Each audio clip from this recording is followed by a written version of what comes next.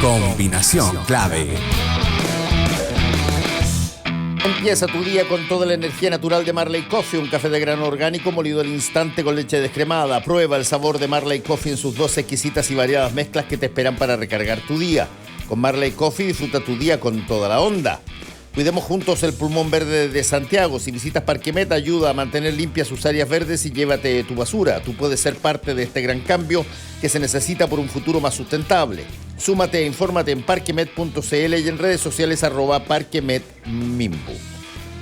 Bueno, tuvimos una media hora de debate, que era la parte final del debate radial, bien interesante, pero tenemos el panel parlamentario, hoy día clásico de día viernes. Francisco Turraga. Pancho, ¿cómo estás? Muy buenos días, un poco fónico, pero muy feliz. Y Pepe Out, diputado independiente. ¿Cómo estás, Pepe? Bien, no estoy afónico porque no puedo ir al estadio como un Turraga. Llora bolería. Llora bolería, sí. No, seguramente no, estabas trabajando hasta última hora. Estaba leyendo la acusación constitucional. No es broma. No es broma. Oye, Francisco, ¿escucharon el debate? La última hora, porque desde las 7 a las 9 estuve en la calle. Ya, ¿y qué te pareció esa última hora, o por lo menos qué dinámica te trajo a recuerdo este debate? Mira, me pareció un poquito peleador de más, ¿eh? La verdad es que coincido un poco con Meo, digamos que el tono del debate fue un poquito estridente. ¿Y tú, Pepe?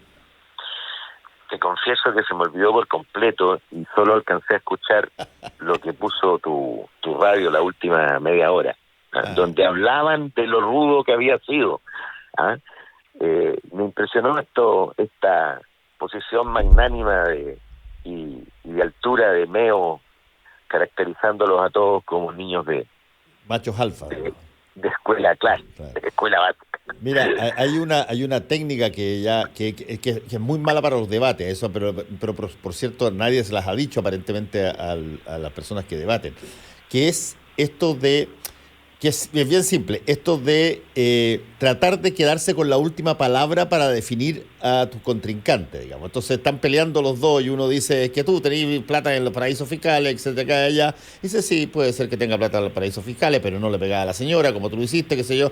Y al final el otro dice, sí, claro, porque es serio, pero oye, el choreo que te pegaste fue fantástico. Alguien tiene que quedarse con la última palabra, y donde lo están cortando, se acabó el tiempo, pero tú no paras para quedarte con la última expresión en contra de quien quiera con quien estés hablando. Eso no funciona en los debates. Para lo único que funciona es para la claque de los fanáticos de cada uno de ellos dos cada vez que uno insulta o malogra a otra persona. Pero no funciona para lo que se presente, para lo que se pretende, que es tratar de que la gente entienda cuáles son los programas o las ideas de cada cual, y sobre todo para saber por quién votar, digamos. Es verdad lo que tú dices. Sí, Pancho. No, yo estoy de acuerdo contigo en eso. Yo creo que los debates deberían salir a conquistar personas más que reafirmar a la propia claque. Y desde ese punto de vista creo que desde el debate televisivo anterior, en un formato muy tedioso, muy tedioso, se fue en una forma de hacer política que yo no estoy de acuerdo, de la cual no comparto. Me parece que se ha ido no polarizando, sino que enlodando la política, y creo que nosotros tenemos el deber sobre todo de ensalzar la acción política y lo que nos desarrollamos. Y como decía mi abuela y mi abuelo, ave de mala ralea es aquella que se emporca en su propio nido. Era qué bonito. Oye, a mí me sorprendieron un par de cosas que las quiero plantear. Me sorprendió la visión Me sorprendió mucho, para serte franco, la visión bien denigrante que tiene Sebastián Sichel de la Convención Constitucional, haciéndole hincapié en las dos personas que se disfrazan o las personas que cometieron... O sea, si bajo esa lógica, si es que tomamos los primeros años de los parlamentos, no debiera haber continuado nunca una situación como esta. Digamos, todas las construcciones tienen y van a tener, por cierto, desates personales de todo tipo. La pregunta es si es que la pega se está haciendo, se ha hecho, si están conformes y si es que la gran mayoría piensa igual. Lo que pasa, Fernando, es que él, creo yo, me va, por supuesto, Pancho es vocero, va a tener que decir otra cosa, pero al perder el foco, él está buscando el voto del rechazo. Y el voto del rechazo, que seguramente ha crecido algo, ¿ah? Se engancha con la pérdida de confianza, si tú quieres, relativa en la convención, porque aparecen obviamente las dificultades también, no solo la visión ideal, pero es un camino muy riesgoso el que está tomando. Y claramente es un camino de quien probablemente ya siente por dentro que no va a ser presidente. Porque si sintiera que va a ser presidente, obviamente no establecería anticipadamente una relación con el organismo que está redactando y que va a proponer una nueva constitución, con el cual va a tener que interactuar de manera muy intensa el próximo presidente de Chile. Sí. Tú, Pancho, que estás más cerca, y a mí me sorprendió básicamente eso porque no lo había escuchado de la CIA. Yo reconozco que puede ser que esa opinión la haya materializado antes otras veces, pero no la había visto así. Y creo que la gente que representa la coalición oficialista que lo apoya, mucha de ella que está en la convención constituyente, por lo menos de las que yo he entrevistado, no opinan para nada parecido. Mira, yo me voy a escudar en lo que te dije al principio y no porque esté eludiendo el punto, pero no escuché la frase, entonces no me puedo acercar con la misma. Ok, está bien. Pero ¿a ti te parece que la Convención Constituyente en términos generales o que en tu comando consideran que es algo que básicamente no tiene destino? No, yo como vicepresidente de la Cámara le facilité hasta la locación física. O sea, no, yo espero que le resulte. Sí. Nosotros le hemos dado todas las facilidades, esto lo hemos conversado tanto tiempo, Fernando, todas las facilidades para que funcione y funcione bien. Al contrario del Senado, presidido por Yarna Proboste. Si piensa que la secretaria del TICEL tuvo que salir detrás de una columna porque no le facilitaron ni siquiera en el día de la instalación una oficina. Pepe, ¿tú? Entonces aquí todo el mundo se enjuaga y se lava la boca, pero tienen mala memoria. Está buena. Sí. A ver, Fernando, Pepe. Sí. Pero hablemos de lo que está ocurriendo, porque Pancho concordará conmigo, por lo demás es de público conocimiento, que hay dos almas en las bancadas, en los 37 mosqueteros que tiene la derecha en la convención, y que se han manifestado incluso en algunas votaciones y en algunas proposiciones, por ejemplo la que le hicieron a la bancada de los años conservados, una declaración muy importante en el juicio. Y Pancho se sitúa claramente desde el alma que cree en la convención.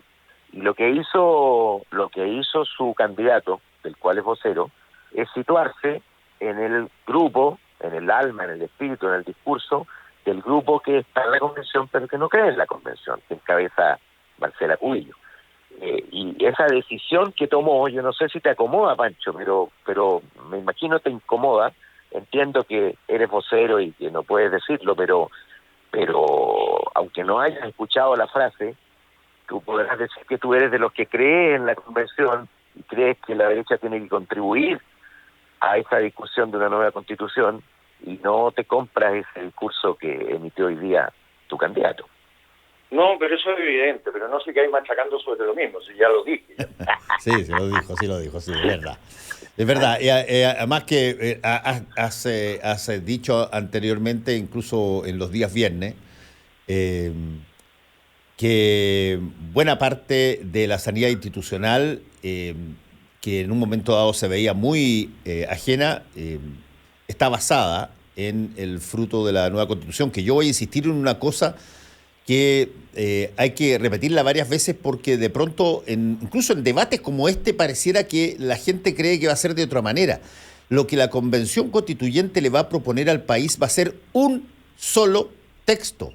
No un texto de la derecha, no un texto del medio, no un texto de la izquierda para que uno decida cuál le gusta. Va a ser uno, solo uno. Sí, pero y para Fernando, eso tiene que haber un mínimo acuerdo, digamos. No, yo estoy de acuerdo y por eso nosotros concurrimos y firmamos y diseñamos, digamos, el marco de operación del tema, pero estarás de acuerdo que hoy día, después de la votación de los plebiscitos dirimentes, no va a ofrecer un texto, va a ofrecer muchos subtextos. No, espérate, es que esos subtextos se van en algún momento dado, no. Claro, se va a fusionar en una constitución. No, porque lo que le ofrecimos al país es efectivamente lo que tú estabas diciendo en tu párrafo inicial. Es un gran texto elaborado por la constituyente, en circunstancias que hoy día, en forma ilegal e inconstitucional, digamos, se aprobó una norma que tiene que ver, digamos, con plebiscitos dirimentes, e intermedios, no finales. Pancho, pero tú bien sabes que esa norma que aprobó la Constitución está sujeta, como bien dijo su vicepresidente Baza, está sujeta a una reforma constitucional. Eso solo va a ocurrir. Claro, si lo apoya el solo Parlamento. ocurriría. No, evidente, si tiene el un paso Congreso posterior, pero lo lo que están decide queriendo de hacer esta la manera. En constituyente consecuencia, es saltarse lo que en está ello. vigente hoy día es lo que dice Fernando. Va a haber un texto aprobado por Hoy día amplísima mayoría en la Convención que se le propone a Chile.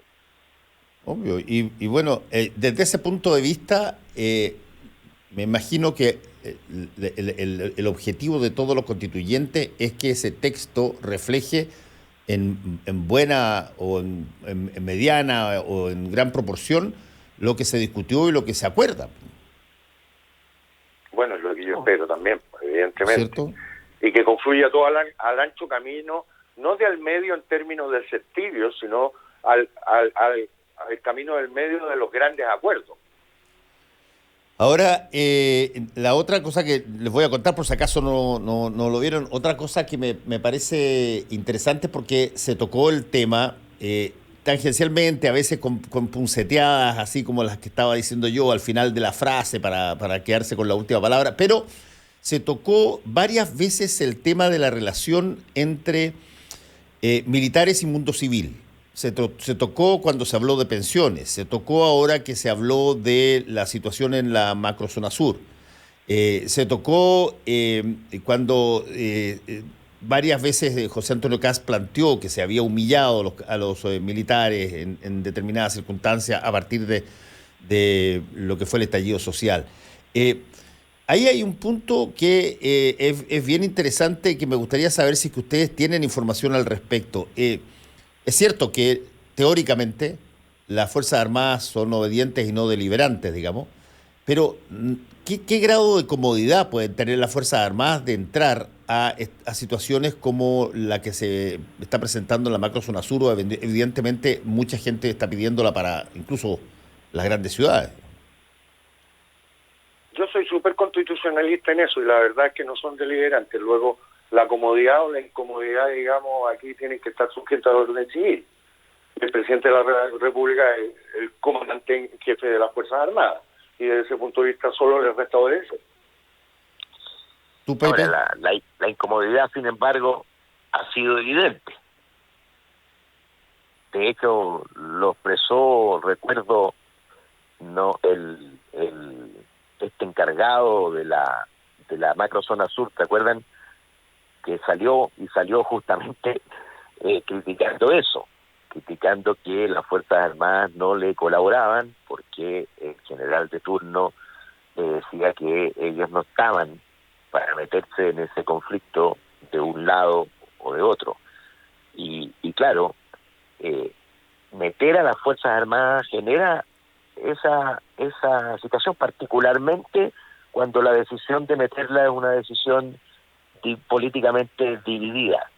cuando es una decisión que divide. Por supuesto, si fuera una decisión que une, como en un terremoto, como en una... En fin, pero cuando es sobre un conflicto político, claro. No solo de seguridad, sino un conflicto social y político, las Fuerzas Armadas son reticentes y eso ha quedado en evidencia. Ahora, en el ámbito de la oposición, Pepe, tú ves, no sé si es que has podido ver alguna encuesta o algo, pero ¿tú ves movimientos entre Boric, Jasna Proboste? No sé si es que Marco Enrique Sominami forma parte de eso o no. Él ha tratado varias veces, 2 veces ya en debate, de integrarse y de buscar incluso hoy día propuso ir a una notaría y firmar un acuerdo en el discurso final del debate. Sí, bueno, es una estrategia. Marcos se levantó durante todo este tiempo como no candidato y como artífice de la unidad. Y al final, muy al final, sorpresivamente, se da vuelta al carnero y pone por delante su quinta candidatura, su cuarta candidatura, en lugar de la posición que tenía bastante buena de su partido, del PRO, de existir y de consolidarse como una fuerza en el Congreso dentro de la lista, y al final quedó marginalizado, no va a tener ningún parlamentario y va a ser claramente el penúltimo en competencia con Parisi. Y por lo tanto lo de él es una actitud para vivir. Ahora, yo lo que observo es que efectivamente hay un acuerdo tácito, y ninguno lo ha dicho explícitamente porque es una manera de anticipar el resultado de primera vuelta, pero yo observo una circunstancia favorable para que, si Jasna Proboste o Gabriel Boric eventualmente, que tiene menos opción de que ocurra eso, no pasaran a segunda vuelta, yo creo que están las cosas abiertas para que el que no pase apoye al que pase. Sí. Ahora, otra... No sé cómo será eso en la derecha hoy día. A ver, Pancho, no sé si tú quieres contestar por Dios eso. Que está picado por no haber ido al estadio este niño, ¿eh? Oye, es que como independiente no le dan el cortafila, po. ¿Ah? ¿Y qué cortafila vos que pagan el entreño? ¿Ah? Oiga, bueno, nosotros vamos a tener que vivir el dilema de Vargas Llosa nomás, po. ¿Vas a apoyar acá? O votar por Fujimori o votar Pancho por Castillo. ¿Ah? O votar por Fujimori o votar por Pedro Castillo. ¿Eso crees tú que va a terminar? Ese es el dilema de Vargas Llosa. Eso fue lo que explicitó Vargas Llosa y se respondió el mismo. Sí, terminó votando por Fujimori. Bueno, sí, eso es lo que está anunciando Undurraga. Sí. Bueno, la otra cosa que de alguna manera fue bien interesante de constatar en este debate, y que tiene que ver un poco con lo que de alguna forma estábamos conversando, es que fue un debate donde aparecieron varios temas puntuales. Por ejemplo, todo lo que tiene que ver con las situaciones que se han conocido en este último tiempo fueron de menor, yo te diría, volumen en términos del debate. Estaban puestas casi como hechos, ¿ah? Alguien quería, por ejemplo, diferenciarse de Sichel y te planteaba, Sichel ya lo hemos visto en estas semanas o en estos días, todo lo que él ha trabajado por determinadas personas o personas que han puesto plata en él. O sea, dando de hecho muchas de estas cosas que han sido parte de las informaciones en términos de situaciones irregulares en la política. Y desde ese punto de vista la pregunta es, ¿qué tanto un sistema chileno que recién empezó a generar, Pancho y Pepe, recién empezó a generar reglas meridianamente claras y mucho más duras contra el financiamiento ilegal de la política, tú ¿Cuánto, si vas para atrás, puedes encontrar en todos los que son representantes de los distintos puntos de vista que están compitiendo hoy día? Yo creo que en prácticamente todo, o al menos en todos los sectores, no sé si en todas las personas. Sí, en los sectores me estoy refiriendo yo, más que las personas, porque las personas eventualmente siempre culpar a todas las personas de lo mismo, tienes que estar muy seguro de eso. Evidentemente que no, pero yo creo que lo que hicieron algunos seguidores de la candidata Proboste, revelándole al periodista esta situación, yo creo que es una pésima jugada y es una mala jugada desde el punto de vista de la destrucción del candidato. Yo creo que aquí lo que hace es polarizar la situación y no beneficiar ni siquiera a su propia candidata.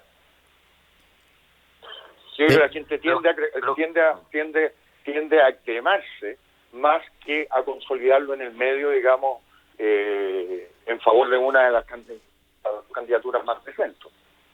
Pepe. Yo coincido, fíjate, porque ese tipo de cosas finalmente termina golpeando al conjunto de la política y al final no diferencia, porque tú tienes razón. Antes de la ley, que es el periodo del lago, la primera elección regida por esa ley, la ley de financiamiento fue la del 2005. Antes de eso, francamente, era la ley de la selva, el que tenía más amigos o aquel por el que apostaban más los empresarios era el que tenía más dinero, y además no había límite de gasto, y por lo tanto podía ocurrir que Carlos Larraín fuera a buscar a un muchacho que estaba estudiando en Estados Unidos y lo mandara a Nueva Imperial y con un saco de plata, y ese era elegido diputado. Estoy hablando de alguien concreto que hoy día es candidato a senador en la región metropolitana. Eso ocurría. Hoy día no puede ocurrir porque hay límite de gasto y hay aportes que van directamente a un organismo que es el CERVEL, más encima son aportes reconocidos que al día siguiente, la semana siguiente salen en la prensa, y por lo tanto nadie quiere estar muy financiado por determinadas personas o ya las empresas no pueden aportan las personas, pero antes de eso era la ley de la selva, y entonces, claro, resucitar la ley de la selva, aunque es cierto que lo de Sichel es del 2009, y ya era la segunda elección, y por lo tanto pasa a ser delito, pero claro, son historias del pasado. Pero, sí, ahora, pero en este esquema, francamente, que estamos en guerra sucia, la primera elección con máxima incertidumbre, parece que todo valiera. No, yo reconozco que nunca había escuchado, Pancho, de todas las personas que yo he entrevistado en mi vida sobre, no solamente financiamiento de campaña, pero nunca había escuchado a alguien que me respondiera que todo lo que tiene que ver con el financiamiento de mi campaña se lo vio la directiva de mi partido o un departamento de mi partido. Eso me parece tan raro, me pareció tan impresionante, porque los candidatos tienen razones objetivas de por qué preocuparse de quienes lo financian. No solamente porque les puedan meter una mula de unas lucas ahí y que estén ligadas al narcotráfico, después lo denuncien y lo caguen, sino que además porque las personas que ponen plata en los candidatos tienen todos los intereses de que el candidato sepa que le ponen plata. Yo la verdad es que entré a la política en 2017 con esta ley. Sí, tú entraste con la nueva ley, sí. Exacto, o sea, y esta es una pelea de demócrata cristiano, pues bueno. Bueno, pero puta, uno de esos demócratas cristianos, tú trabajas para él, po. Bueno, evidente, y es mi candidato, indudablemente, estoy de acuerdo, pero yo no me puedo hacer cargo por lo que hacía el Partido Demócrata Cristiano en el año 2009, cuando yo era un ejecutivo de un medio de comunicación, po. Es cierto, pero sí te tienes que hacer carga por lo que hacía el candidato. Bueno, no, pero a ver, está bien, sí, correcto, pero todos somos tan doctrinarios que vamos a revisar cuando incluso trabajamos en un medio de comunicación, cuál es la conducta del dueño del año 1965. Depende, Depende, pues, No, depende, porque si hay argumentos del periodista en cuestión que dice que el dueño no hacía nada y era realmente fantástico y se comprueba después de que hacía, y que no solamente eso, sino que además el periodista recibía un sobresueldo al revés de los otros. Bueno, perdona, pero por cierto que hay que decirlo. Ya, pero no es la condición que se está discutiendo hoy día. No tengo idea. Lo único que sé es que pero- lo que yo escuché es que un candidato dijo que nunca jamás había visto quién había donado plata a su campaña. Yo no sé cómo Déjame el sistema de recaudación déjame meter de la una democracia frase, cristiana Pancho. tiendo a creerle a Juan José de Santa Cruz, po, weón, que además fue tesorero de la democracia cristiana, sino fue el portero de la democracia cristiana. Sí. Po, weón. Es cierto. Pancho, O sea, Es cierto. él dijo que él iba a recaudar, po, weón. Y le dijo al Oye. señor Latorre que efectivamente él sabía qué empresa es el señor Latorre, y él ahí iba a buscar, po, weón. Está bien, po. Por eso esa acción proactiva Pero- de personas que pero no le comunican al Fernando. candidato. Sí, dime. Fernando, pero la respuesta, la pelea entre Santa Cruz y La Torre tiene que ver con el financiamiento de la ADC, si iba o no iba a buscar, si recibía o no recibía aportes de empresa, Sí. y eso es indubitable. Pero la cuestión que está, creo yo, respondiendo mal, y por eso profundiza su problema de credibilidad, el candidato Sichel, es que dice, mire, dieron boletas ideológicas, el dato es ese, dieron boletas ideológicamente falsas cercanos a él, incluso su actual jefe de campaña que renunció. Y él dice, yo no supe de eso, en realidad era el partido, pero para que hayan dado boletas ideológicamente falsas, ¿qué son boletas ideológicamente falsas? Que una empresa te contrata a un amigo tuyo para no hacer nada, sino que para que haga la pega que hace el jefe de campaña. Eso es una boleta ideológicamente falsa. Y eso es lo que hizo. Y en lugar de asumir eso, dice, en realidad yo no supe lo que hacían todos mis amigos, fue el partido el que los obligó o les pidió. Mira, no se sostiene, pues, y ese ha sido el problema sistemático, creo yo, de Sichel, y eso es lo que lo tiene hoy día en el suelo. No de sé. no avanzar, Vamos de a haber ver. construido una leyenda personal frágil. Mira, él se vende como un pionero emprendedor del sector privado y resulta que tiene 44 años y fue profesional del Instituto Nacional de la Juventud en la época de la Concertación, Creo profesional que te del llegó el mismo Cernatur, paper que a subdirector del Cernatur a los 27 años, de Corfo, Ministerio de Desarrollo Social, presidente del Banco del Estado, todas instituciones públicas. No me vendas al gran pionero del sector privado y emprendedor, po. Ese es el problema. Me encantaría seguir porque está muy entretenido, pero la próxima vez vean el debate, pues, hombre. Pero que hay que escucharlo, pues, de radio, Escucharlo. pues. No, sí estaba en YouTube también. Ah, no sé. Sí, lo voy a ver ahora. Y además nosotros lo teníamos también. Está A muy bien, ustedes está muy también. bien. El que Ya, venía de la calle. cuídense mucho, chao. Chao, chao. Gracias, chao, adiós. Fernando Paulsen y nuestros panelistas e invitados son una combinación clave.